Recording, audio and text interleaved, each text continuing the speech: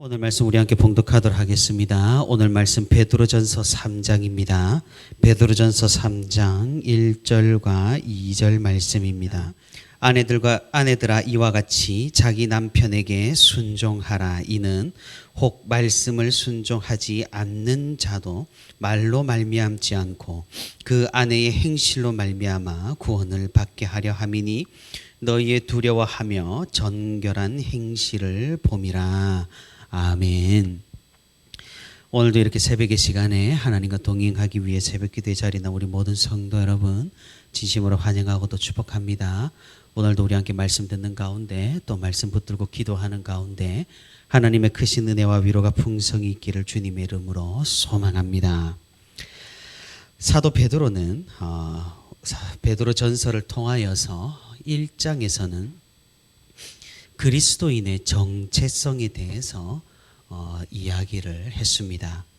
그리고 이어서 2장에서는 그런 그리스도인들이 이 세상에서 어떻게 살아가야 하는지 사회적이고 규범적인 측면을 계속해서 이야기를 했습니다.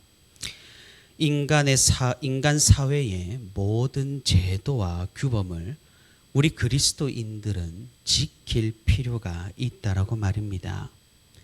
그래서 시민으로서의 의무를 지키고 또 정부의 권위를 따라야 한다라는 것과 종과 주인과의 관계에서도 그리스도인으로서 그것이 어떠하든지 순종해야 한다는 것을 말씀을 했습니다.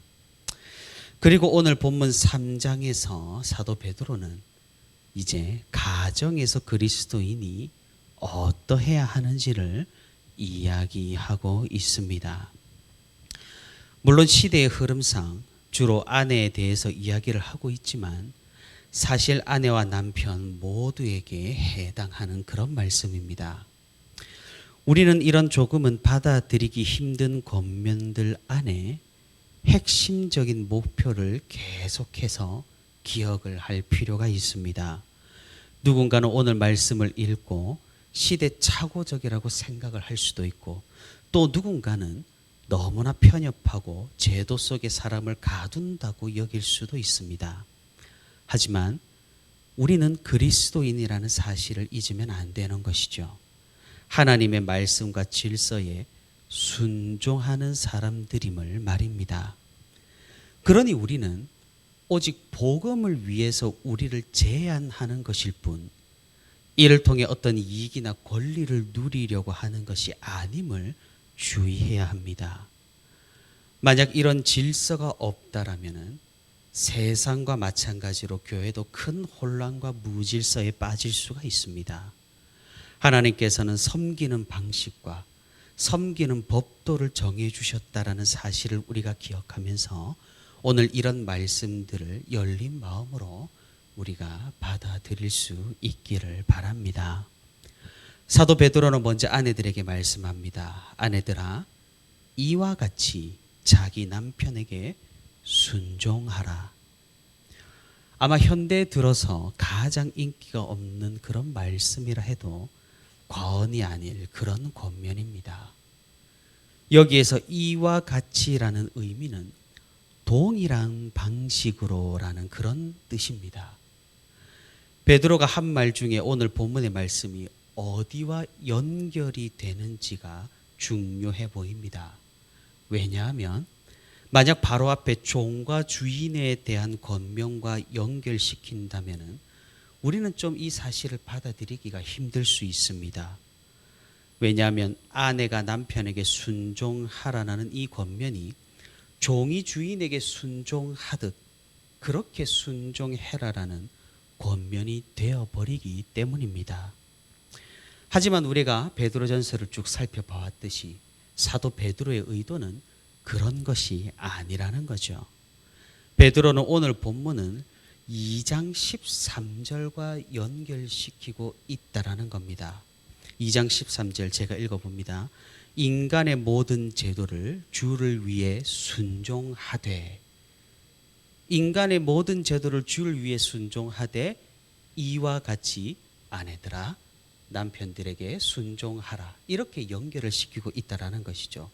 그래서 2장 13절과 연결이 되는 말씀이 바로 세 가지. 왕에게 순종, 주인에게 순종, 남편에게 순종. 이렇게 베드로전서 구조가 흘러간다라는 겁니다. 따라서 아내가 남편에게 순종하는 것은 그리스도인이 인간의 제도를 주를 위해 순종하는 것의 일환인 것이지, 무슨 종이 주인에게나 혹은 백성들이 왕에게 복종하듯이 아내도 남편에게 복종하는 것이 아니라는 사실입니다. 이런 아내가 남편에게 순종하라라는 가르침은 신약 성경 곳곳에 등장합니다. 베드로전서뿐만 아니라 에베소서, 골로새서, 디모데전후서, 디도서 이런 부분에서도 굉장히 많이 등장하는 것을 우리는 살펴볼 수 있습니다.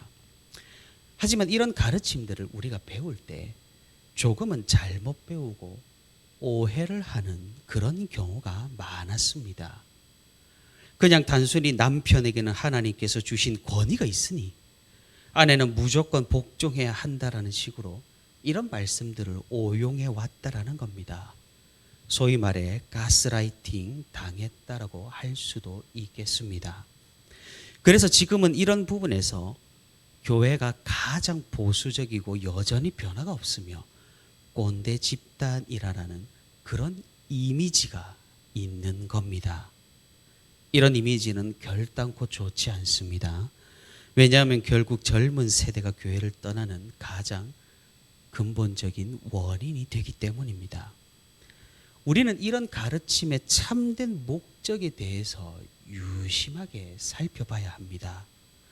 표면적으로 들리는 대로 말씀을 살피는 것은 그것은 정죄만 가득한 바리새인이 되는 지름길이기 때문입니다. 오늘 본문의 베드로와 그리고 다른 서신 편지에서의 사도 바울과 그리고 다른 신약 성경의 저자들은 대체 왜 아내들 보고 남편에게 순종하라라는 가르침을 계속해서 전하고 있는 걸까요? 그것은 오늘날 교회를 봐도 충분히 그 이유를 알 수 있습니다. 우리 교회의 여성 성도들 비율이 높을까요? 남성 성도들 비율이 높을까요? 압도적으로 여성 성도의 수가 많습니다. 우리와 합병을 하는 예언교회도 마찬가지입니다. 군대에 있는 교회가 아니고서는 대부분의 교회는 여성 성도의 수가 비교적 많다라는 사실입니다. 이것은 무엇을 의미할까요? 물론 반대가 없다라는 말은 아닙니다만 남편은 믿지 않지만 아내가 믿는 가정들이 많다라는 겁니다. 1세기 신약 시대의 상황을 살펴보면 남편이 예수 그리스도를 영접하면 그 즉시 아내와 자녀들은 아버지를 따라 남편을 따라 교회로 나오게 되었습니다. 예를 들어서 빌립보서에 나오는 사도 바울이 빌립보에서 감옥에 갇혔지만 기적적으로 풀려나자 이제 자살을 하려고 했던 그런 간수를 막아 세운 사건에서 그 간수가 그리스도를 영접하자 가족 모두가 그 간수 아버지 남편을 따라 개종하는 것을 우리는 사도행전에서 살펴볼 수가 있습니다. 로마법 아래에서는 남편과 아버지는 아내를 포함한 가족 구성원 모두에게 절대적인 이런 권위를 가졌던 것입니다.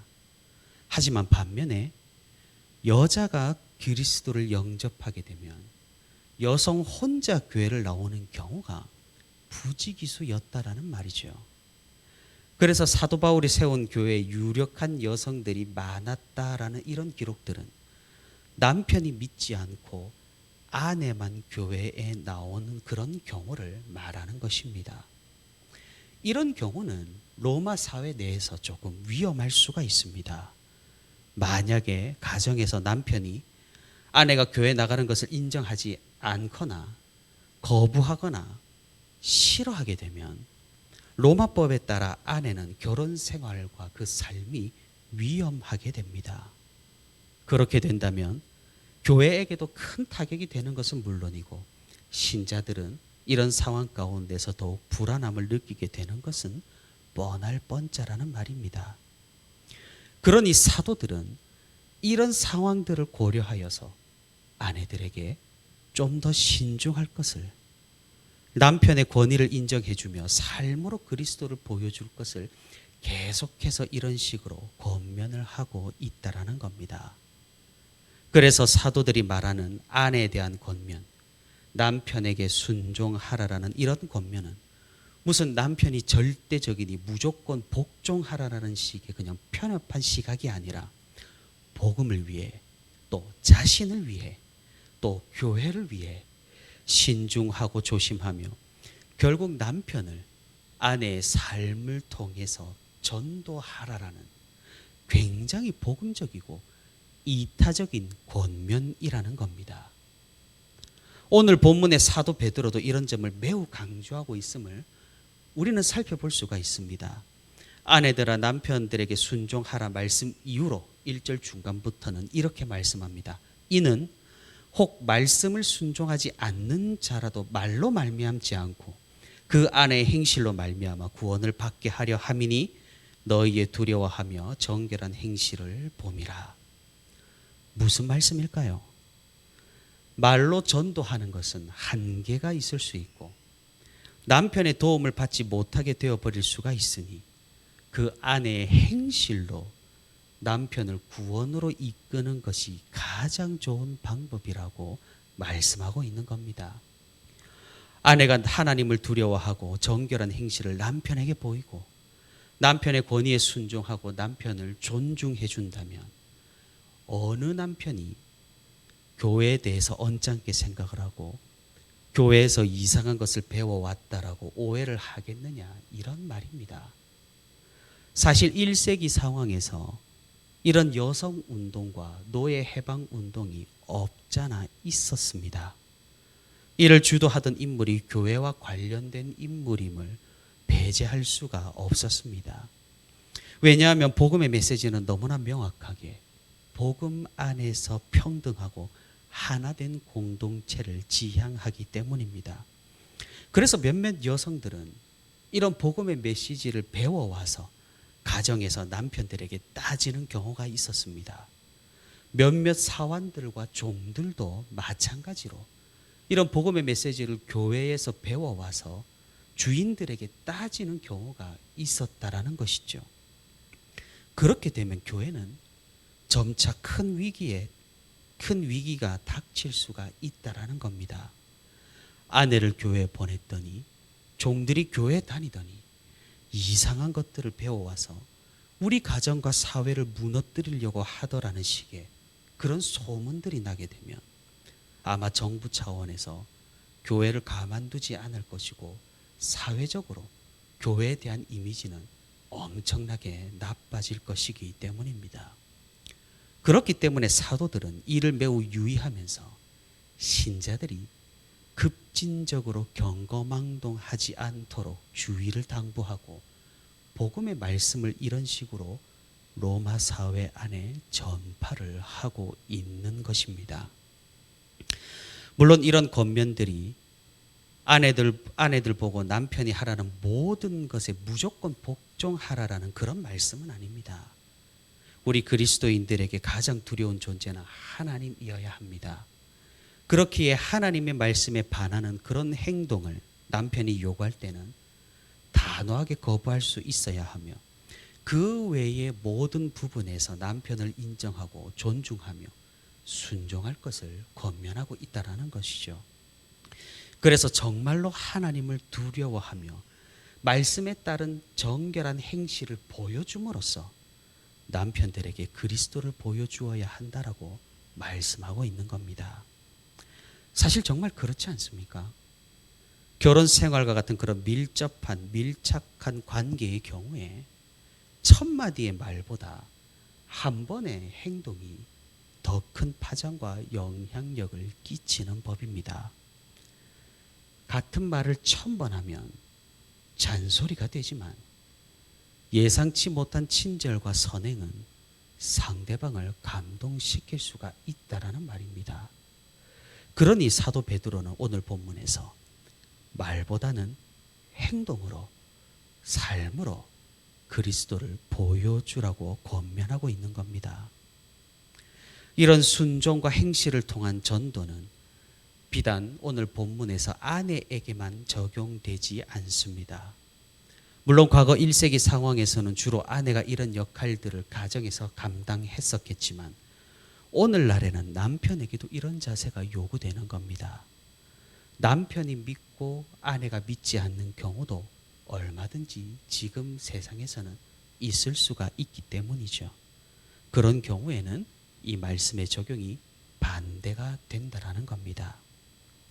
사랑하는 성도 여러분, 우리 그리스도인들은 질서를 지키는 사람들입니다.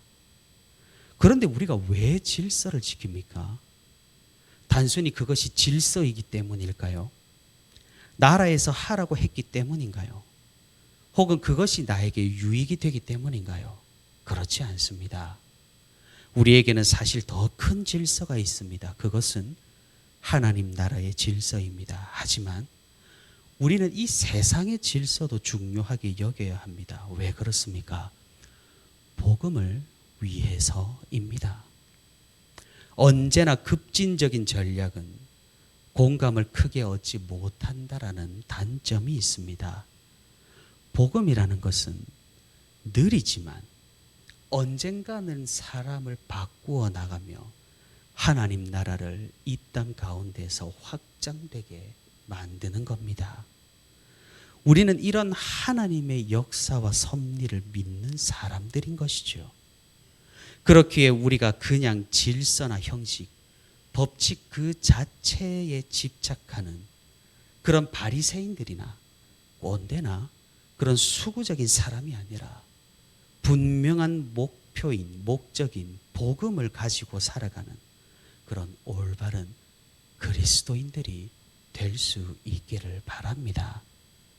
이런 바른 목적이 있을 때 세상 사람들은 우리 교회를 오해하지 않고 또 우리의 경건한 행실과 하나님을 향한 경외를 보고 복음을 점차적으로 받아들이게 된다라는 것입니다. 오늘도 우리 함께 복음을 위해 하루를 살아가고 복음을 위해 자신을 제한하며 복음을 위해 삶으로 그리스도를 보여주며 하나님의 영광을 위해 살아가는 저와 우리 부천시민교회 모든 성도가 되기를 주님의 이름으로 소망합니다.